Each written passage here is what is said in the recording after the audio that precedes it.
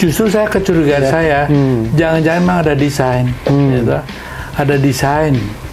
Ya makanya juga masalah jasa, saya malas lah ngomong aja. Saya bilang Pratekno kandungannya. Saya malas kemana-mana. Pratekno aja, yang lainnya nggak penting buat saya. Gitu. Kayak ada desain tertentu, saya bilang, wah kok payah ya sekarang nih. Paling enggak, biar gimana pun sejelek-jeleknya Jokowi, lebih bagus. Ini kan udah gawat kalau udah gitu ya. Sejelek-jeleknya Jokowi, lebih bagus Jokowi daripada yang sekarang. Berarti ada satu desain. Ini statement Mas Eros atau statement anggapan orang? Ada satu kesan di mana Pak Prabowo ini omon-omon aja gitu kan. Presiden omon-omon gitu kan. Kan saya sakit dong sebagai temannya dengar kawan saya digituin ya. Karena saya yakin dia tuh punya mau yang bagus kok gitu ya. Nah, cuman memang ada satu desain yang membuat akhirnya seperti itu. Ini contohnya yang saya juga agak sedikit mulai ini kayaknya udah benar ya. Lihat deh. Begitu Prabowo bilang begini enggak gitu, Gibran ngasih ngasih kemudahan itu. Ini kan satu hal yang menurut saya kok sudah mulai begini ya. Misalnya kita berhentilah apanya menjelek-jelekan si A, B, C, D gitu ya. Ini contohnya nih, oke, kasus jasa gitu ya. Oke, karena kita harus sudah tutup ya tutuplah nggak apa-apa. Cuman tutup tuh juga satu dong. Kayak di bawah pengadilan yang mana?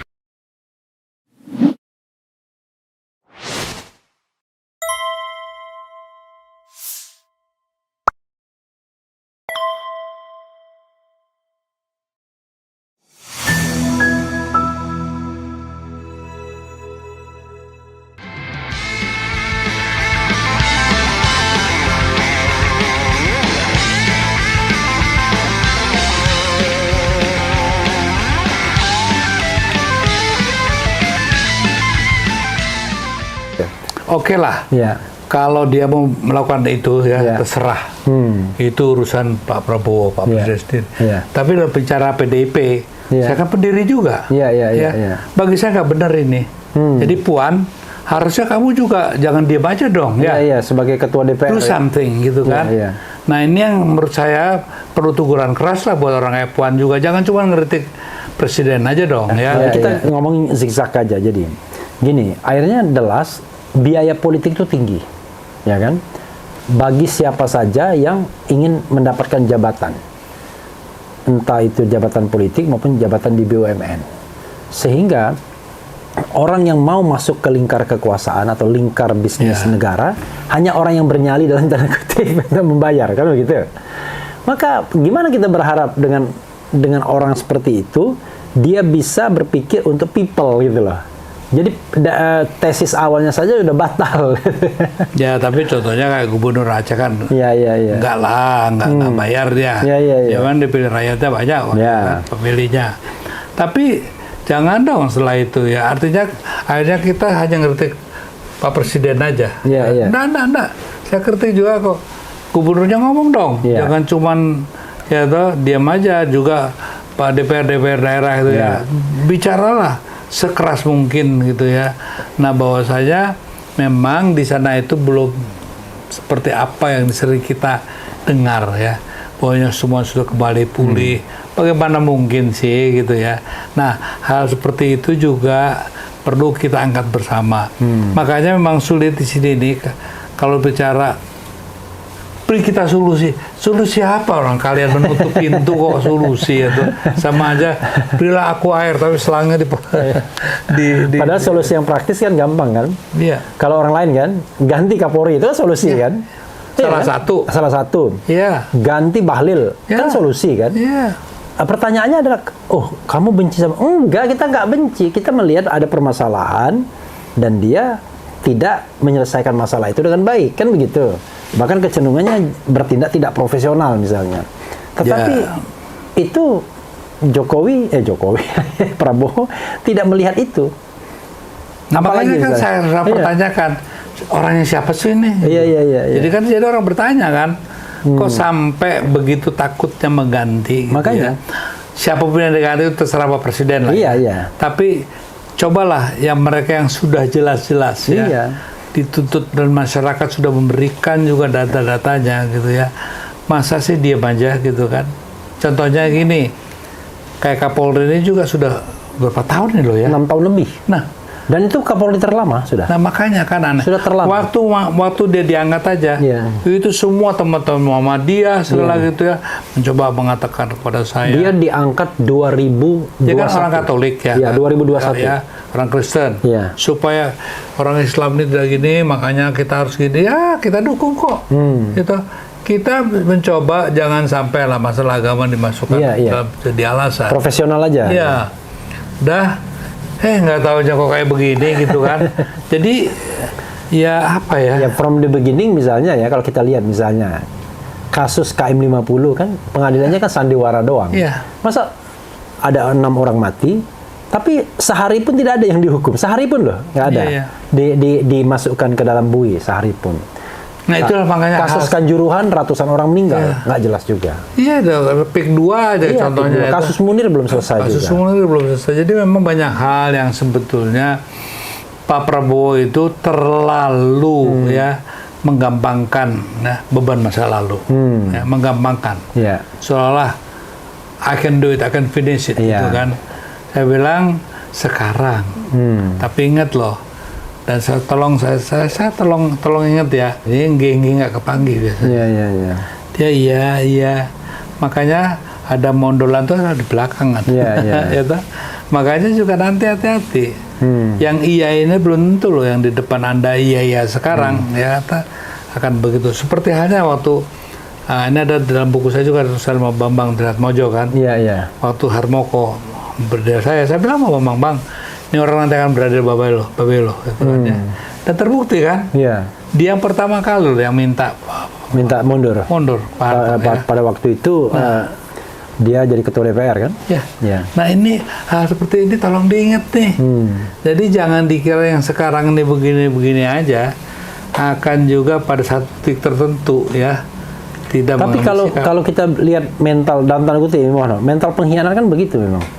Dia selalu mencari tuan yang katakanlah berkuasa, tapi begitu tuannya mau tenggelam, dia nggak mau membela, dia pergi. Nah, makanya hal seperti itu kan sudah kita bisa baca sekarang. Apakah tiba-tiba yang namanya manusia Indonesia dengan peradaban yang seperti ini bisa berubah seketika gitu? Kan tidak mungkin. Sehingga ya saya selalu bilang kok sebagai teman, saya menganggap dia terserah. Nggak mau menganggap saya teman terserah. Tapi saya merasa sebagai teman berkewajiban membantu, ya kan. Tapi kalau yang dibantu malah tidak mau, kalau menurut saya tidak ada lah yang bisa jatuhin Pak Prabowo kecuali dirinya sendiri. Seperti hanya dulu mertuanya kan. Pak Harto. Ya, Pak Harto kan dia jatuh karena dirinya sendiri, bukan karena gerakan PDIP bohong lah itu. Berkali-kali kita juga. Kalau dia mau marking, mau apa, sebenarnya tetap aja bisa melawan. Tapi karena dirinya sendiri. Ya makanya karena dia sendiri kok. Makanya dalam hal ini juga sudahlah Pak Prabowo berhentilah gitu ya, ngancem-ngancem gitu. Nggak ada gunanya. Mas Eros, sekarang ini kan masa pemerintahan Pak Prabowo itu sudah 1 tahun 5 bulan. November, Desember, Januari, Februari, Maret. Sekarang April. Itu udah 6 bulan, 1 tahun setengah. 1 tahun setengah ini kan sebenarnya cukup untuk melihat kontur kekuasaan kan, karena nanti kalau sudah pada 3 tahun berikut sampai 1,5 tahun lagi orang udah siap-siap pemilu, sudah akan ada persiapan pemilu yang pemilu kita ini paling brengsek. Persiapannya panjang tapi hasilnya juga brengsek kan. 1,5 tahun ini kayaknya Mas Eros pesimis sekali, nggak ada yang achieve di pemerintahan ini atau Mas Eros gini permasalahannya itu masih ada satu kecurigaan saya. Jangan-jangan memang ada sengaja nih supaya Bowo gagal gitu. Jadi orang dalam sendiri. Ada anasir kekuasaan. Kalau menurut saya ada kecurigaan saya. Kan boleh dong. Saya kok melihat itu kan kayaknya disengaja ini. Ada satu faktor kesengajaan. Sehingga contohnya gini, kenapa Dubesiran pergi ke Solo? Nah, ini kan satu hal yang menarik buat saya ya kan. Kenapa juga kita lihat beberapa hal ya tiba-tiba datang ke Solo lagi gitu kan. Ini kan satu hal yang dari awal ya, di mana tiba-tiba bawa gini, tiba-tiba Gibran memberikan satu bonus yang membuat orang senang. Ya kan? Kerjanya anak kan pagi-pagi, ya kan? Supaya orang senang. Jadi memang ada desain seolah-olah bahwa Pak Prabowo itu jelek namanya, dan di sisi lain, yang dulu jauh lebih bagus. Masih harum sekarang, masih dipercaya. Nah, karena kalau saya lihat ya, ketika Dubes Iran datang itu kan little bit tricky. Kita bicara analisis politiknya kan. Iyalah. Trikinya adalah kita tahu bahwa Prabowo terjebak pada BOP kan. Dan dia kemudian melawan aspirasi masyarakat yang lebih pro Iran, bukan pro karena saya nggak mau bicara Iran Syiah dan lain sebagainya, tapi kita bicara Iran sebagai sebuah negara yang di-attack negara lain, negara dikuasa lagi kan. Yang bukan hanya itu, Bang Sarun. Kita nggak boleh lupa sejarah dong. Konferensi Asia Afrika dalam 10 ininya itu kan jelas loh itu. Dasar-sila ya. Dasar-silanya jelas loh itu ya. Masa sih gitu ya? Contohnya kita bukan masalah Syiah, Sunni ya, atau Iran segala macam, hanya khusus enggak, secara mendasar ya. Dan itu prinsip itu dituangkan dalam pembukaan juga. Nah makanya mengenai dasar perdamaian ada kok gitu ya. Apakah kita secara proaktif perdamaian dunia itu apa gini? Apa yang seperti yang dipahami setelah gabung BOP tiba-tiba nyerang. Nah, tapi menariknya tadi dari sisi analisis politik, psikologi masyarakat Indonesia itu ditangkap oleh Solo, ya kan? Ditangkap oleh Solo dan menerima Dubes Iran. Nah, apa maunya nih? Apa maunya? Nah, justru saya kecurigaan saya, jangan-jangan memang ada desain, gitu. Ada desain. Ya, makanya juga masalah jasa, saya malas lah ngomong aja. Saya bilang praktekno kontungannya. Saya malas kemana-mana. Praktekno aja, yang lainnya nggak penting buat saya. Gitu. Nah, jadi kayak ada desain tertentu. Saya bilang, wah kok payah ya sekarang nih. Paling enggak, biar gimana pun sejelek-jeleknya Jokowi, lebih bagus. Ini kan udah gawat kalau udah gitu ya. Sejelek-jeleknya? Sejelek-jeleknya Jokowi. Lebih bagus Jokowi daripada yang sekarang. Berarti ada satu desain. Ini statement Mas Eros atau statement anggapan orang? Ini saya dengar di kalangan orang. Maksudnya anggapan orang ya? Orang lagi ngomong. Ya kalau bicara secara hukum, pembuktian segala udahlah. Itu kan orang yang sedang debat-debat ngawur aja. Kalian ngomong aja lah sama masyarakat di bawah. Ada satu kesan di mana Pak Prabowo ini omon-omon aja gitu kan. Presiden omon-omon gitu kan. Kan saya sakit dong sebagai temannya dengar kawan saya digituin ya. Karena saya yakin dia tuh punya mau yang bagus kok gitu ya. Nah, cuman memang ada satu desain yang membuat akhirnya seperti itu. Ini contohnya yang saya juga agak sedikit mulai ini kayaknya udah benar ya.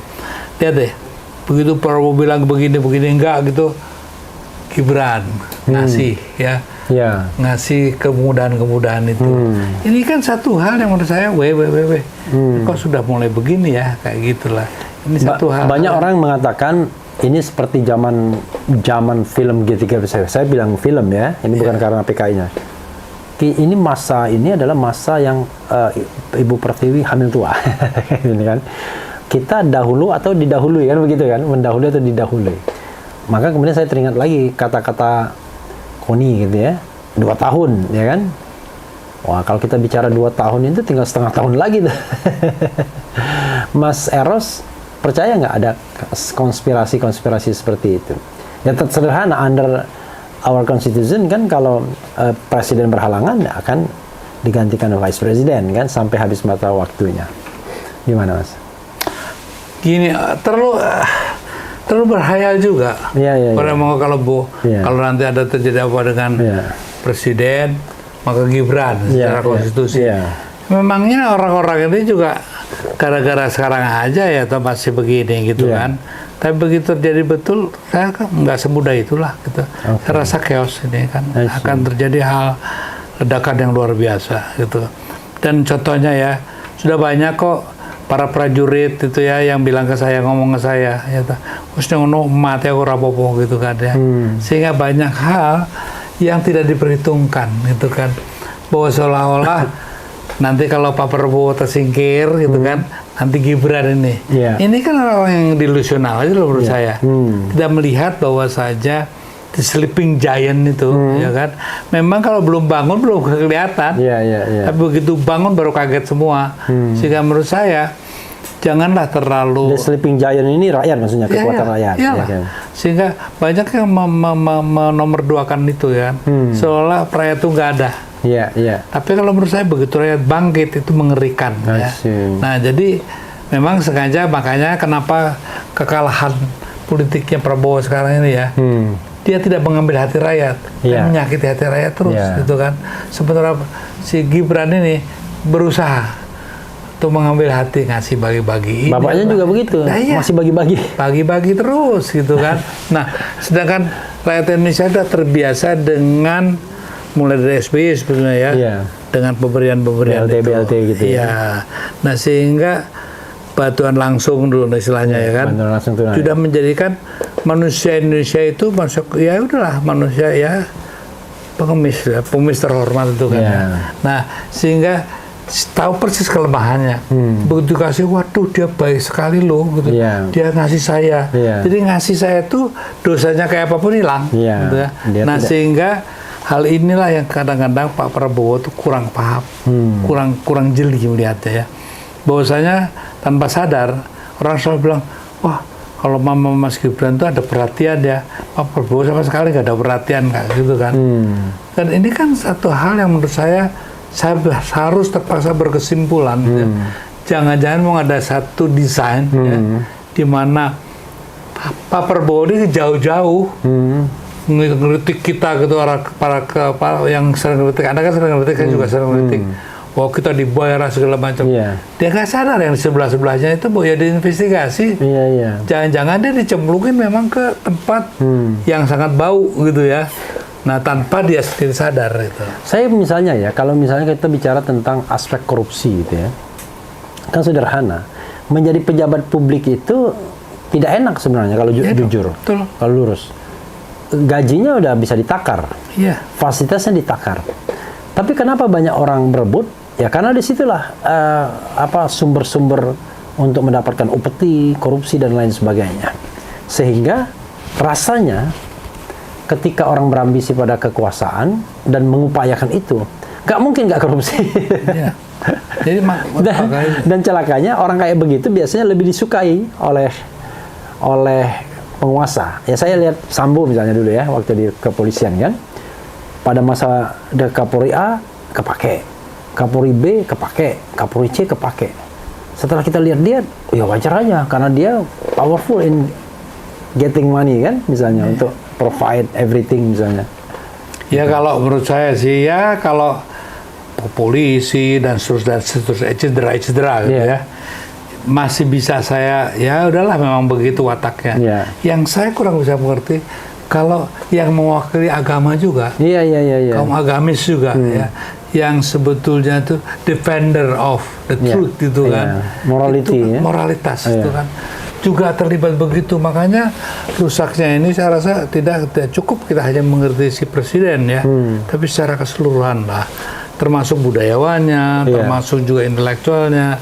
Kita semua lah. Mas Eros ya, sebelum kita dikritik, ini ngomong dong, ada fakta yang menarik bahwa pada tahun 2025 IPK Indonesia 34, terjun bebas lagi. Ini sekarang mungkin Mas Eros belum harus diingatkan kembali. Ketika masa akhir pemerintahan SBY, IPK kita 34.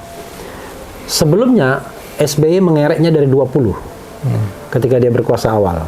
Pada masa pemerintahan Jokowi pada tahun 2019 itu bisa dikerek sampai 40. Tapi tiba-tiba terjun menjadi 37, naik 38 dan kemudian 34 dan terakhir pada tahun 2004 37. 2024. Nah, oke, 2024 itu kan mix up, masa peralihan kan. Orang menganggap wah ini ada harapan baru dan lain sebagainya. 2024. Tapi 2025 yang pure pemerintahan Prabowo kembali 34 lagi. Which is itu peninggalan dari pemerintahan SBY yang sudah kira-kira 12 tahun, yang hampir 12 tahun yang lalu. Nah, ini kan satu indikator bahwa pemerintahan ini berdasarkan persepsi korupsi oleh Transparansi Internasional nggak berhasil kan, ini kan? Kira-kira ini diakui nggak oleh kekuasaan atau ini dianggap itu karena dia sentimen? Kan, kalau kita lihat dari gini aja lah, lihat dari cara dia bicara aja lah. Saya akan hajar korupsi, saya akan terus saja ya.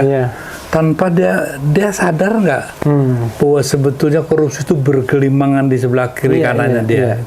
Ini kan yang dia nggak pernah ini. Jadi kalau dikatakan bahwasanya sebetulnya gimana kita berharap lagi pemberantasan korupsi di zaman Prabowo ini, saya anggap forget it itu ya. Iya, saya ada satu contoh lagi ketika seorang Zarub Rikar itu seorang maklar di Mahkamah Agung bisa mengumpulkan uang sampai 1 triliun. Gila itu. Ada yang bilang 1,3 triliun, ada yang bilang 2 triliun. Oke lah, let's say yang 1 triliun lah. Formalnya 1 triliun. Dalam jangka waktu kira-kira 10 tahun jabatannya di Mahkamah Agung. Kan ini kan gila. Saya termasuk pada waktu itu mengatakan shutdown Mahkamah Agung. Yang pengertian shutdown itu adalah harus ada tindakan-tindakan radikal untuk menyeleksi ulang hakim-hakim agung yang ada. Kalau yang baik terus, yang enggak pecat, ya kan? Kan kita lihat dari profiling harta kekayaan dan lain sebagainya, ada tim yang menginvestigasi itu dan lain sebagainya. Saya waktu itu ngomong Pak Marwar Siahaan, Pak Jimli tipis-tipis ngomong begitu. Tapi sayangnya tidak ada misalnya orang seperti Yusril ngomong seperti itu. Orang seperti Otto apalagi ya, yang sebenarnya. Ya kalau orang-orang itu jadi harap lah. Nah, saya heran dengan fenomena maklarisasi itu ya. Kok tidak ada sense of urgency-nya untuk kemudian mengatakan, wah ini gawat ini. Bayangkan, ada maklar yang bisa ngumpulin uang 1 triliun. Itu baru maklar fee. Bagaimana uang yang disalurkan ke sana itu kan rusak jadinya sudah. Nah, gini kok nggak bisa memunculkan? Karena segini, Mas, kalau saya kan orang hukum tata negara. Kan hukum tata negara itu ada yang normal dan darurat.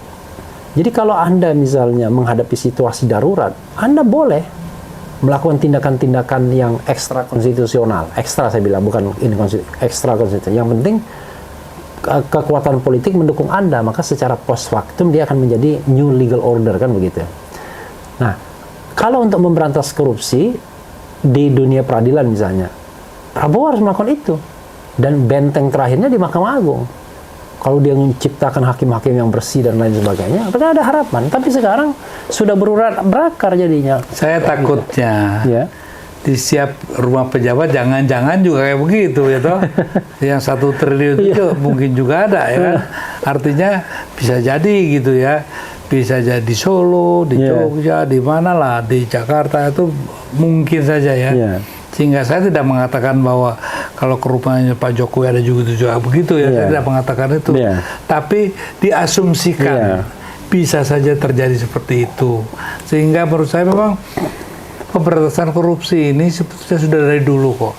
Pembuktian terbalik itu saya udah dari tahun 2002 ya, saya ngoceh gitu, nggak ada. Tapi Mas begini kan sebenarnya kalau kita lihat misalnya, kalau dia mau melakukan itu, melakukan seleksi ulang hakim agung dan lain sebagainya, kan itu membantu untuk next on ke depan. Yang masa lalunya nanti dulu, ya kan? Kecuali kalau yang sudah diproses kan. Tetapi masalahnya adalah untuk next on ke depan pun dia tidak persiapkan itu, sehingga yang terjadi adalah rezim lama berkuasa dan korupsi jalan terus pasti. Makanya mendem jero itu. Iya, mikul duor mendem jero. Itu yang bikin rusak semuanya menurut saya. Dan memang kalau menurut saya, adil dan dulu perkara dimaafkan silahkan. Nah, kita juga rakyat Indonesia itu tapi di reveal, betul-betul diungkapkan. Diungkapkan bahwa ada begini-begini. Tapi karena dia sudah berbakti gimana ya sudahlah, atau dia mengembalikan sebagian uang korupsinya gitu. Kita bisa maafkan ya, bisa jadi orang yang sebel pun ya sudahlah gitu kan. Daripada kita rusak melulu kan. Iya. Tapi palingnya ke depannya sudah tidak lagi gitu kan. Nah, kalau sekarang ini kan kita khawatir.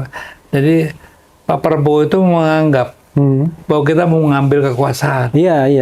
Itu kesalahan yang paling fatal. Dan itu yang dibisik-bisikan ke orang ya. Sehingga dia Padahal dengan dia berbuat kayak sekarang ini gitu ya. Kayak contohnya Sekarang dolar udah nembus 17 ya. Sudah 17. Nah, bagaimana ayo Pak Purbaya mau ngomong apa lagi? Nah, itu the highest dollar ya. Nanti lagi nih harga-harga pada naik gitu ya. Mau ngomong apa lagi dia? Bilang ekonomi ini nggak becus. Nah, sudahlah. Kita semua sekarang ayo kita sama-sama berkonsentrasi memperbaiki negeri ini gitu. Tanpa kita harus menuduh sini. Cuman kalau perbuatan yang sudah jelas-jelas ya, jelas ada kain putih jadi hitam. Masa bilang enggak kok ini putih bersih banget. Kan nggak benar itu. Nah hanya seperti itu yang kita minta. Jadi kepada Pak Prabowo juga kita berharap ya, janganlah terlalu percaya sama bisikan-bisikan yang nggak jelas ini. Ya, Anda juga jangan merasa bahwa Anda paling benar gitu kan ya. Anda juga jangan merasa bahwa negara ini milik Anda gitu kan. Anda juga jangan merasa bahwa Anda tuh kayak knocking loh. Ingat loh. Knocking. Knocking loh. Sudah mulai di Amerika ya begitu ya. Negara di mana Tuan Trump ada di sana gitu ya. Sudah seperti itu. Nah, di Indonesia kan tinggal selangkah lagi nih kalau caranya. Tapi kalau kita bicara psikologi Prabowo ya, dia pengen di dunia internasional itu hadir, jadi somebody kan. Padahal realitas dalam negeri menunjukkan bahwa konsentrasi dia harus ke sini, instead of dia kemudian showing ya, his apalah ya kan, presidensi di luar negeri gitu. Nah saya lihat karena dia tidak tidak pay attention atau tidak mampu menyelesaikan problem dalam negeri, tiba-tiba dia syiarnya ke luar. Kebetulan dia punya kemampuan untuk itu kan. Dia punya uang, dia punya pesona, dia punya bahasa dan lain sebagainya. Bahkan dia bisa membiayai perjalanannya sendiri in case negara sedang dalam keadaan nggak mampu. Tapi yang jelas di dunia internasional pun kalau kita lihat ketika dia diperlakukan Trump dengan dilecehkan Trump, kita sedih juga. Gini. Saya kan hidup di keluarga diplomat itu cukup lama ya. Iya. Karena mertua diplomat. Mertua diplomat itu kan, Mama Alata sudah dekat sama ada Malaysia dekat sama seluruh penduduk dekat lah ya. Satu hal yang saya tahu, untuk melakukan diplomasi itu ya, yang paling sulit itu satu, supaya orang Indonesia dulu ya. Kondisi Indonesianya menjadi pegangan. Iya, kalau negara Anda negara yang lagi begini, Anda nggak bisa sombong. Nggak mungkin, nggak mungkin. Makanya nggak dilihat orang. Nggak akan dilihat orang.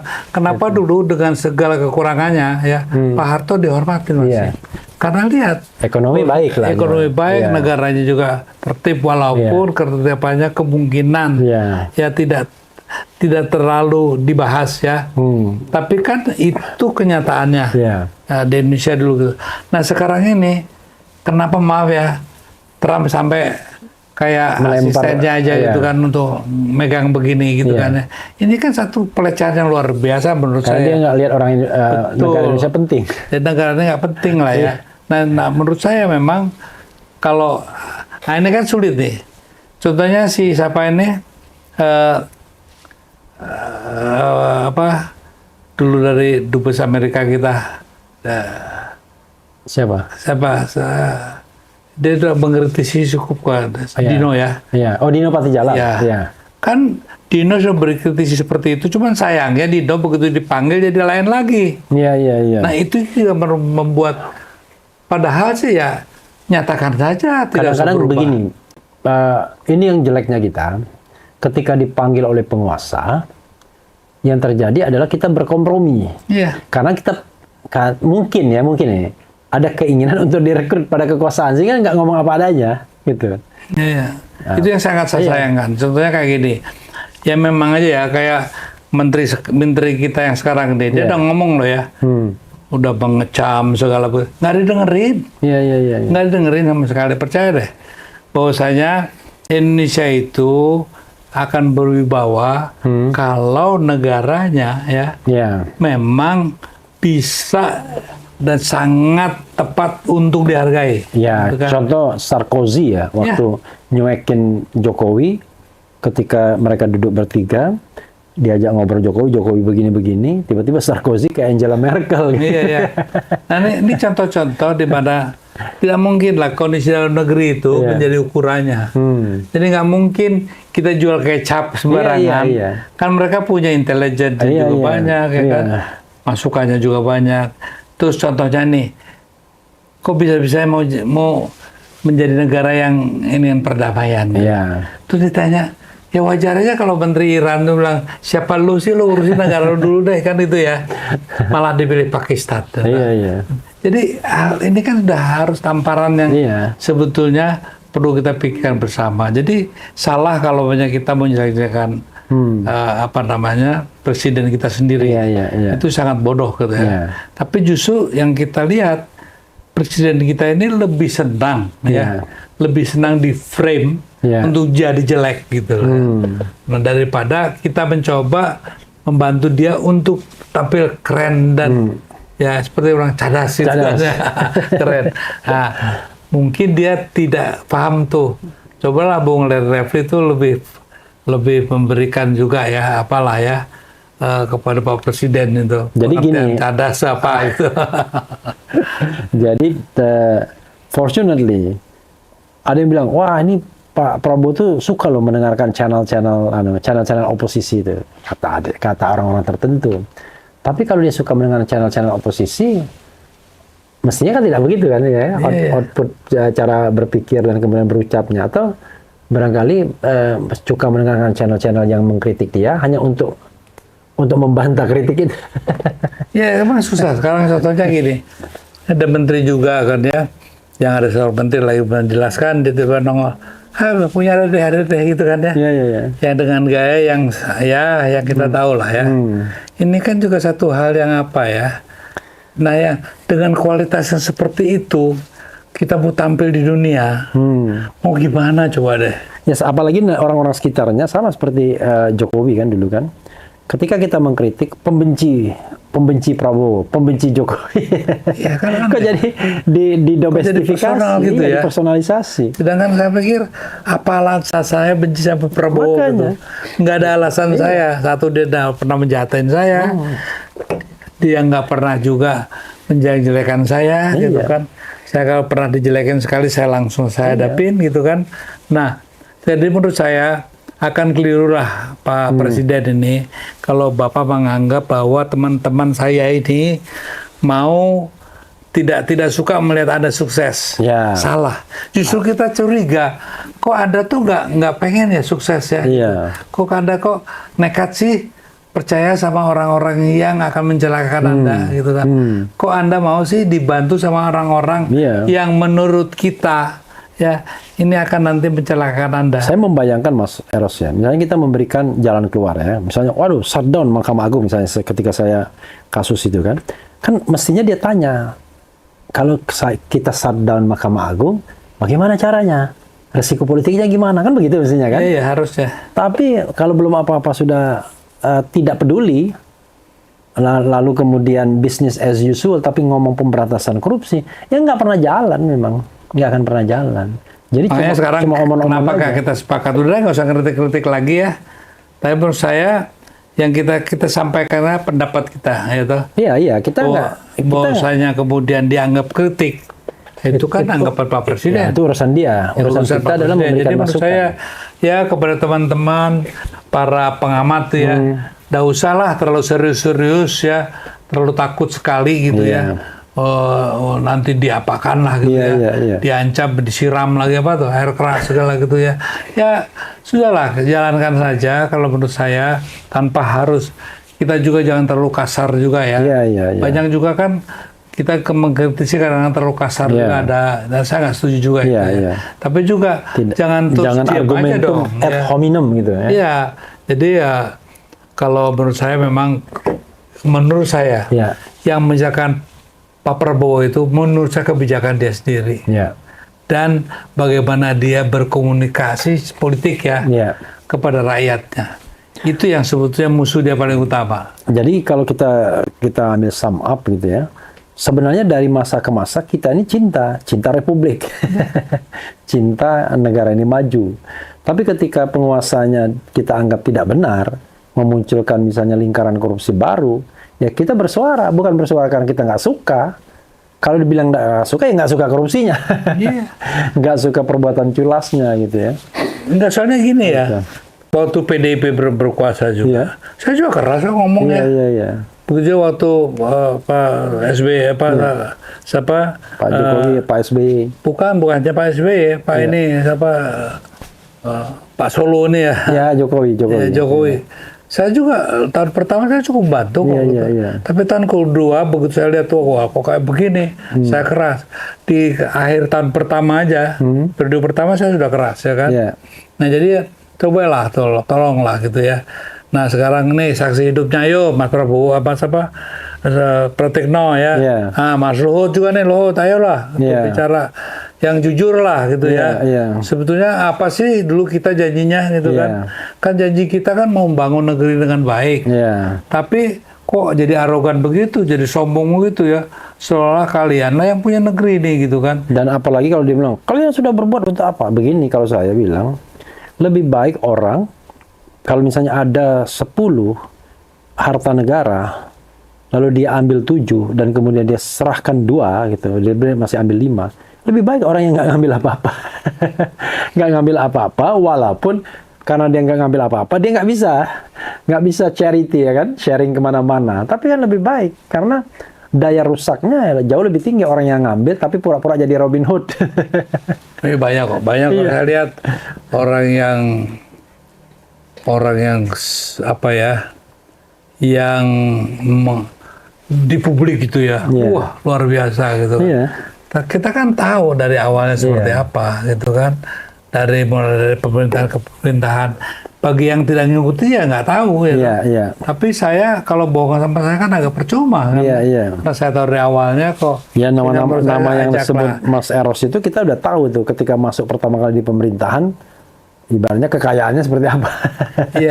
Kalau sekarang jadi kaya raya itu, maka kemudian orang bicara berarti kalau Anda berkuasa, Anda bisa kaya raya. Padahal kalau dilihat pendapatan formal, tidak memungkinkan orang kaya gitu. Dan alhamdulillah saya selama di pemerintahan itu ya maksudnya aktif di dalam ya, kalau nggak terlihat kan nggak ada. Rekor saya nggak ada. Saya selalu di belakang layar itu nggak ada. Bisa tanyakan Megawati kok, tanyakan juga Jokowi, tanyakan SBY, pernah nggak saya ngambil uang? Pernah nggak saya ngumpulin harta gitu? Pernah saya menjabat DPR, nggak pernah? Tanya nama satu pun nama saya ada nggak di komisaris apalah? Nggak ada. Pernah nggak jadi dubes mau jadi ini? Nggak ada saya, gitu kan. Nah, jadi kalau saya bicara begini, itu tidak ada dasar benci apa segala, nggak ada. Cuman saya kan apa sih gitu, apa sih yang kamu cari dalam hidup gitu kan. Jadi pertanyaan yang paling mendasar aja, Pak Prabowo gitu kan, kita kan seumur gitu kan. Coba sisa-sisa ada umur kita ini, seperti Luhut juga pernah ngomong ke saya saya akan dedikasikan sisa hidup saya sepenuhnya buat negeri ini gitu. Ya lakukan aja gitu ya. Nah tapi setelah saya ikutin, kok banyak hal ya yang ditimbulkan yang menurut saya menjadi pertanyaan orang. Ya misalnya kalau Anda berkuasa dan Anda lebih kaya, bahkan lebih kaya raya dibanding yang sebelum berkuasa, kalau orang tanya kan, selama kuasa berarti Anda mengumpulkan harta. Jadi jadi potensial abuse of power itu gitu. Menurut saya kita berhentilah apanya menjelek-jelekan si A, B, C, D gitu ya. Ini contohnya nih, oke kasus ijazah gitu ya. Oke, karena kita harus sudah tutup, ya tutuplah nggak apa-apa. Cuman tutup tuh juga satu dong. Kayak di bawah pengadilan yang mana? Yang bagaimana itu juga penting. Contohnya jangan sampai juga kayak pengembang yang nakal itu diambil dulu tanahnya, ya kan, dibikin masalah, lalu mereka bilang ayo ke pengadilan, ya pengadilan semua dibayar, jadi apapun namanya pasti kalah, sudah kasasi pun bisa kalah. Nah jadi hal seperti ini harus juga dipahami bahwa pengadilan itu juga harus dipertanyakan. Yang lebih kacau lagi adalah pemilik tanahnya selain kehilangan tanah bahkan dipenjara juga. Terjadi itu. Agak sulit. Jadi makanya nanti diputuskan bahwa nanti si ini kok bukan ijazahnya ya yang dipersoalkan, tapi masalah pencemaran nama baik. Apa hubungannya ini? Nggak ada urusannya itu. Nah, sehingga biasanya nggak pernah dibuktikan. Makanya menurut saya sih, memang kesimpulan saya gitu ya. Jadi kalau kalian masih percaya bahwa ini negara hukum, silahkan.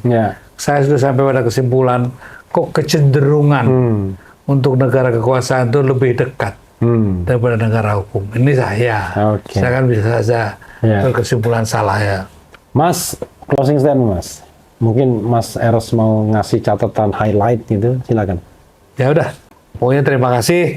Mudah-mudahan satu lagi Pak Prabowo, saya Mas Refli Harun, nama saya ini ngomong, ya tidak untuk menjatuhkan Anda atau tidak ingin melihat Anda sukses. Sebaliknya, kita pengen sekali ngelihat Anda sukses. Tapi jangan Anda sendiri dong yang bikin masalah, ya kan? Yang bikin orang jadi menganggap ini presiden nomor-nomor aja. Nah, itu aja, hanya itu aja. Dan kita juga tidak berniat meminta apapun dari Anda, ya kan? Yang kita minta adalah permintaan rakyat Indonesia kebanyakan. Sejahterakanlah rakyat Indonesia. Amin.